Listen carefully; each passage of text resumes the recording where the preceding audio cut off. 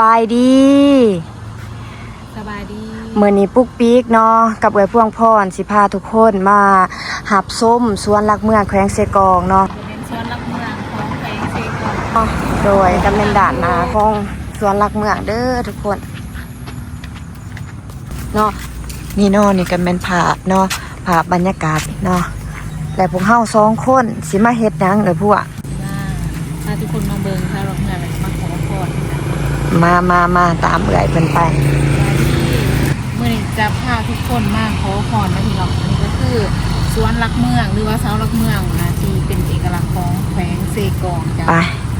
ไปเข้าไปขอพรเลยเนาะ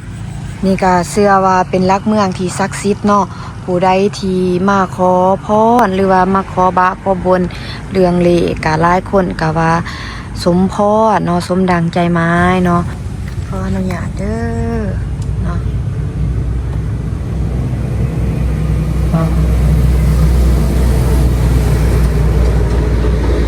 ปีนเนาะบ่อยากปีนเลย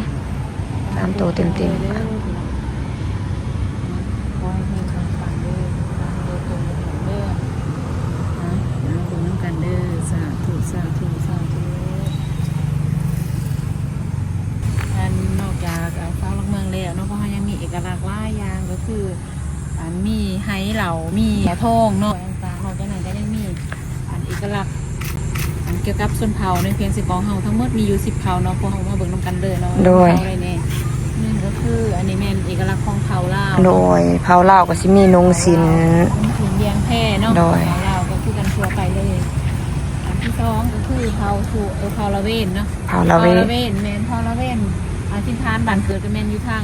ค่ะเมืองสะแตงโดยนี่เป็นเผ่าละเวน โดยต่อมาเป็นเผาสวยพี่น้องนี่เป็นเผาสวยเนาะการนุ่งถือแต่ที่แตกต่างกันเนาะกับเผาละวีนี่ต่อมาเป็นเผาละวีเผาละวีโดยต่อมาจะเป็นเผาตะเลียงโดยเผาตะเลียงกันนุ่งถือเขาจะมีความแตกต่างจากเผาอื่นเนาะมีการเก่าผม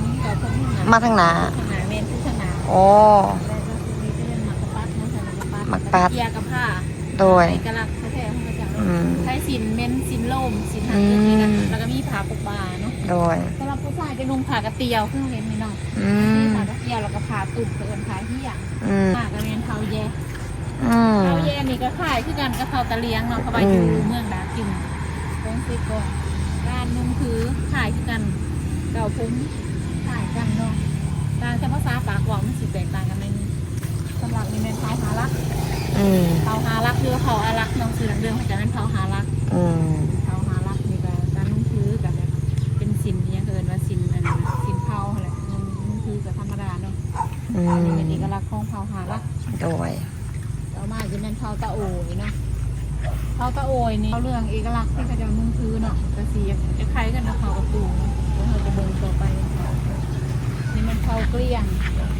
ขึ้นทานแมนยูเมืองก็ลืมกันแมนกอกเด้อเนาะไว้ว่ากอกยาสูบมันบ่โดยอีสานที่จับชนูเนาะนาเจ็บขายกันแมนเผากระตูโดยแมนเผากระตูกับขายคือกันแล้วเผาโอเค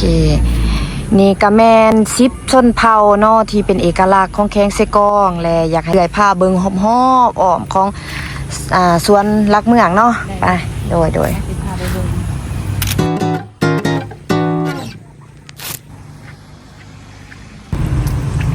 นี่ก็แม่นวัฒนธรรมเนาะแต่ว่ามันก็ลุยเหี่ยงไปตามกาลเวลาเด้อทุกคน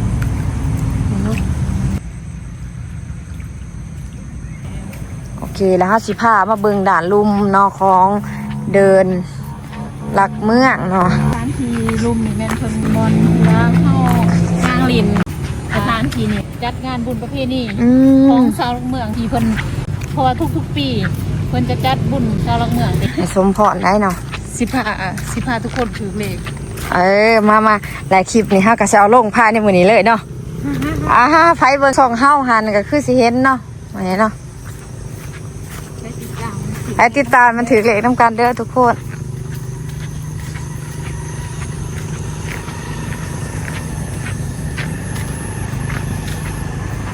ที่ว่าทุกคนถึงนี่ ไปลุ้นน้ำกัน6โตเต็มๆนะเอา400หรือ4ตื้อโอ้บ่อยากได้หลายเนาะมีแต่น้องเจ้าอยากได้4ตื้อเอื้อยเอา3โตพ่อแม่นบ่ เอา3ตัวก่อน โอ้เอื้อยเราบ่มักรวยเราบ่อยากรวยกัน โอ้ยยังรวยคือกันเลยแต่มาเบิ่ง3ตัวตรงก่อน โอ้ไปลุ้นน้ำกันยัง โอ้ย่างเนาะนี่เด้อทุกคนนี่ก็เป็นอ่างน้ำพุเนาะของสวนหลักเมืองแขวงเซกองด่านเทิงหันกระแม่นสวนองค์แก้วเด้อทุกคนเนาะเดี๋ยวคลิปหน้าปุ๊กปิ๊กสิพาขึ้นไปเบิ่งสันเทิงของสวนองค์แก้ว6โตแต่ว่าไปสิไปเอา ขอ6ตัวเลย โตเด้อ ไม่ถือ6ตัวเลยไหนเด้อแต่ว่าถือเลขเลยหน่อยจะนำเอาเงินดังกล่าวไปนำใส่ให้มันเกิดประโยชน์ เท่าใด